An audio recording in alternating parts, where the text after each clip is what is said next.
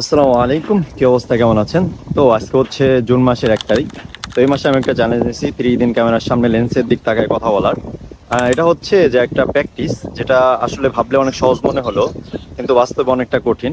আর যখন আমি ক্যামেরার দিক আপনাদের লেন্সের দিক তাকায় কথা বলবো, তখন আপনাদের মনে হবে যে আমি আপনাদের সামনেই কথা বলছি এবং আপনাদের তাকায় কথা বলছি। তো আগে যে ব্লগ ভিডিওগুলো করছি সে সময় দেখা গেছে ক্যামেরার লেন্সের দিক তাকায় কথা বলতে গেলে এদিক ওদিক চোখ চলে যায় বা আমার কথা মনে থাকে না। তো সেই হিসাবে আজকে প্রথম দিন, দেখা যাক কি হয়, এবং আমি চেষ্টা করব যে যতটা সম্ভব র ফুটেজ রাখার জন্য, জানি কোনো কাটছাট না হয়। এখন আছি আমি জসীমউদ্দিনের বাসায়।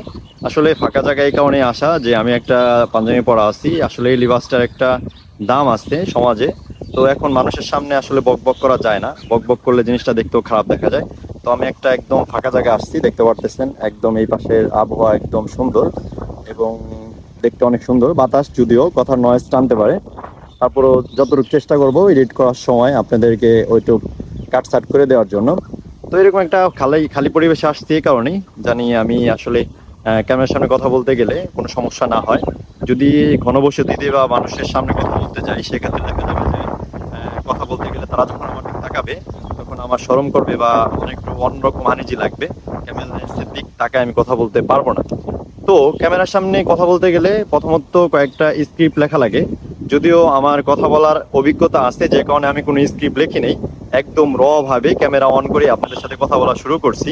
সেই হিসাবে আমার কথা অনেক জায়গায় বাড়তে পারে বা ভুল হতে পারে। সো আপনারা একটু ই করে নেবেন, ক্ষমার দৃষ্টিতে দেখবেন।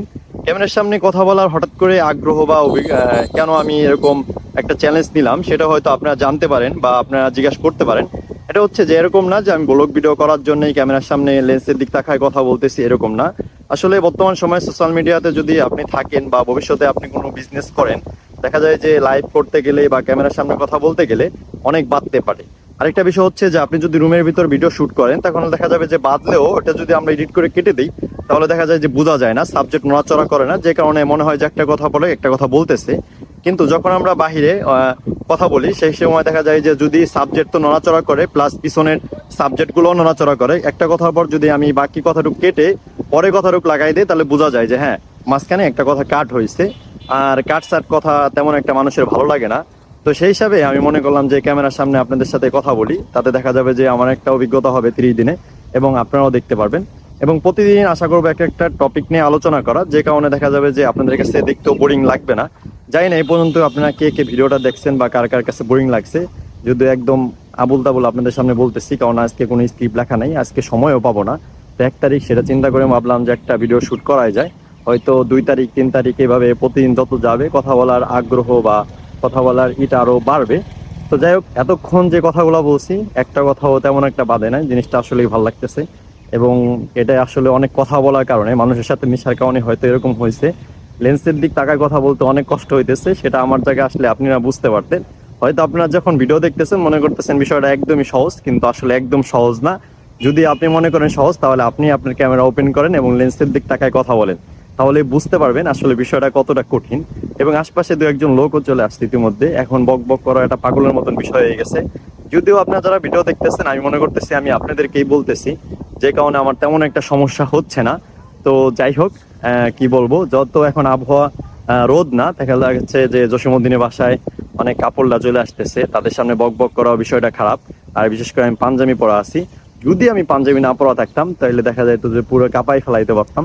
পরবর্তীতে চেষ্টা করবো পাঞ্জাবি ছাড়াই ভিডিওগুলো শ্যুট করার, তাহলে দেখা যাবে যে পাঞ্জাবির দামটাও থাকবে, আমার কথা বলার অন্যরকম একটা অভিজ্ঞতাও থাকবে। আমি চেষ্টা করব যে এই মাসের 15 তারিখের পর থেকে একদম যেসব জায়গায় অনেক বেশি মানুষ, যেমন ফরিদপুর শহরে বা যেসব মানুষ যে জায়গা একদম কোলাহল থাকে, ওই সব জায়গা আমি ভিডিও শ্যুট করা, তাতে দেখা যাবে যে আমার ডেভেলপ হবে ভিডিও। মানুষের সামনেও কি কথা বলতে পারি কিনা, মানুষ যদি আশপাশে, আসলে ভিডিও করতে গেলে মানুষ আশপাশ থেকে অনেক বেশি পরিমাণ আপনার দিক তাকাবে, অবাক হয়ে যাবে, এটা বাংলাদেশ। তারপরেও আপনার কথা বলা থাকতেই হবে, একটার পর একটা টপিক আপনি আলোচনা করতেই হবে, না হলে দেখা যাবে যে আপনারা ভিডিওটা দেখে মজা পাবেন না। তো আমিও চেষ্টা করব প্রতিদিন একটা একটা বিষয় আপনাদের সাথে আলোচনা করার। যদি আপনাদের কাছে ভিডিওটা ভালো লাগে তাহলে হয়তো একটা লাইক করবেন, যদি ফেসবুক পেজটা আমার ফলো না দেওয়া থাকে একটা ফলো দিয়ে রাখবেন। এমন না যে আমি এই মাসটা ভিডিও করলে আমি অনেক কিছু হয়ে যাব, কিন্তু হয়তো আমার ক্যামেরার সামনে কথা বলার অনেকটা অভিজ্ঞতা হবে। তো সবাই ভালো থাকবেন, সুস্থ থাকবেন, আমার সাথেই থাকবেন। আল্লাহ হাফেজ। আজকের মতন এই পর্যন্তই, সবাই ভালো থাকবেন।